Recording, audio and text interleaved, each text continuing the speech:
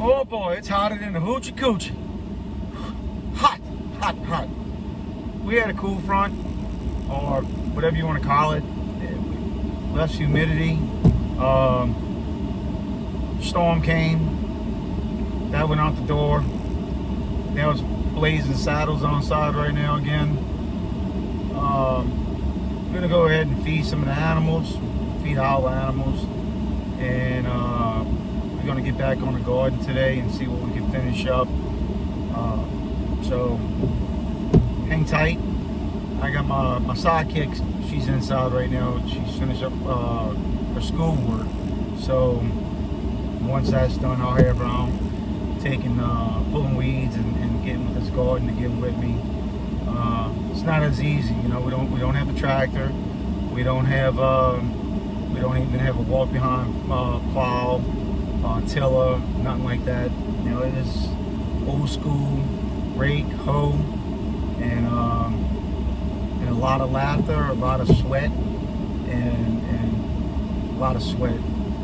But she makes it enjoyable. She makes it fun. So this is what happens when you take and you feed your pigs. They I'm not gonna say they're dumb, but they're definitely not the smartest animal, sharpest tool, whatever you want to call it. Especially this one right here. This one's, I don't even know what to say. So today, what we're gonna do is we're gonna check our.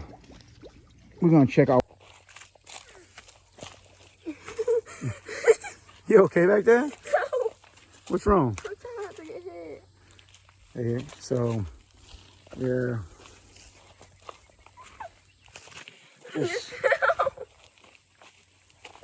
Now this one's not so bad. This one just has some new growth on pines, some white oaks, some silver maples back here. This is where we have one paddock. Starts here, it goes down, and that gives us our number 3 paddock. This right here, it's hard to believe, but all of this right here used to be what this is now. So now you can actually see through the young pines. I mean, even it was thick. You know, to go back through the pictures and stuff like that, you really, it gives you a appreciation of what they do, what they're able to take care of. So it's either the pigs do it, get some goats, or she could always take care of it for me. So yeah, we're going to make this one a paddock. Probably early spring we'll get up in here and turn this into a paddock. This is crossover this line. This is, ow, I'm tangled up real bad. Now you have me found. Oh. Yeah, shorts are not. Shorts are great for outside, they say. It feels good because it's so hot, but yeah, we got some canyons up in here. This is a small one on the back part of the property. This one right here is only it gets shallow right there. Right up in here, we're looking at around 5-6 foot deep. As you get lower down here, it opens up probably to about 10-12 foot deep. And then on that side over here, we have some I can't think of the word itself, but we have probably 4 or 5 of them that, man, 15 foot deep. You know, if somebody falls in them, they're gonna get hurt. So I don't know how to take care of that. That's just the nature of the beast. You gotta just let that happen. You okay? Come on, give me a hand. Don't be scared. There you go. You just made me hurt that little oak right there. All right. So, come on, Miss Bella. But so yeah, and here Here's the back paddock, which we stopped using this one about early last month or so, at the same time. Maybe 2 weeks after we stopped using this one. But vegetation's starting to grow back on this, but it definitely is not, you know, it's not as much. Goal is 5 or 6 paddocks, rotation where, you know, they come in, they turn up, you give them, you know, some vegetation, and that, you know, doesn't supplement their food, but, you know, just to give them something extra. And then where they're not literally doing this per se. You know, so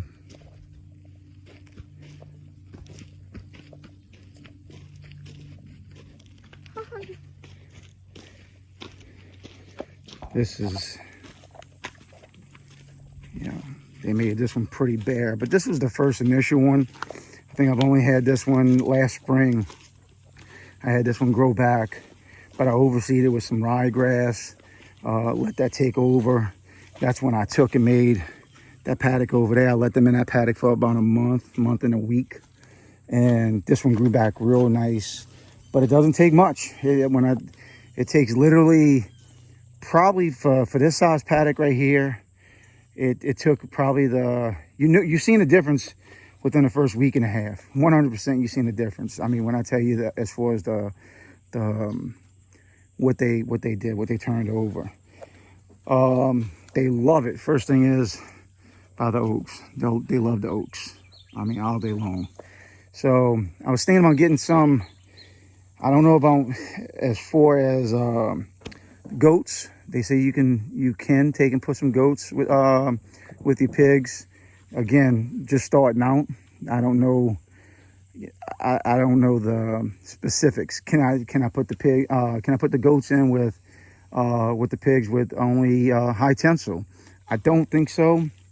Just looking on YouTube, looking at goats and what they can climb and what they do, I don't think high tensile is enough. So it looks like I'm gonna have to kind of either up my game on fencing, and I don't know if I want to do that, at least not here.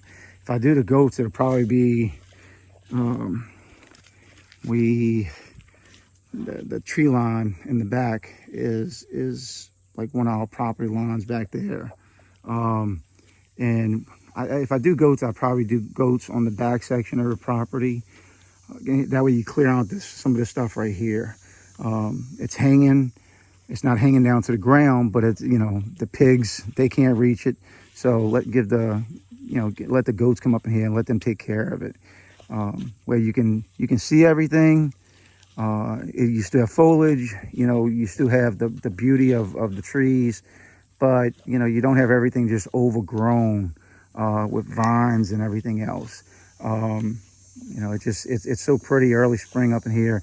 If I can get the rotation, of the pigs and the packs going correct, you know, it's going to be beautiful back here.